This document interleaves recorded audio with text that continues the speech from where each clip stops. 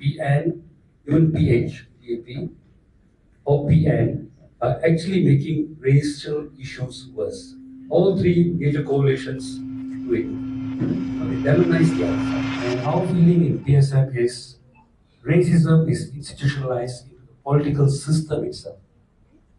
At the beginning, in the 50s, it was a good system where we had Indians having a party, Chinese having a party, Malays having a party, and they all come together and they share power.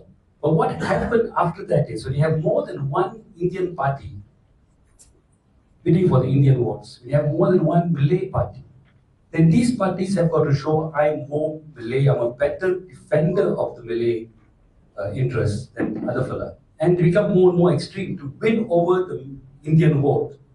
You've got to show you're more Indian than the other fella, that your demands are more true, that you're more brave. And in that process, you also demonize the other side. When, for example, non-Malay politicians talk about the quota system, they always talk about ketuanan. But the thing is, ketuanan only came out in the 70s.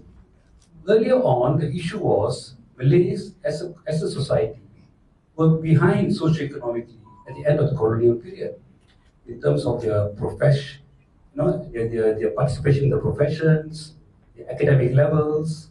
That is the truth of it. And that is why you had Article 153 to make sure the Malays catch up. Ketuanan came much later, in the 70s. But then when non-Malay politicians talk about it, they always bring in Ketuanan, but that makes people angry. Entitlement, how can I'm working hard?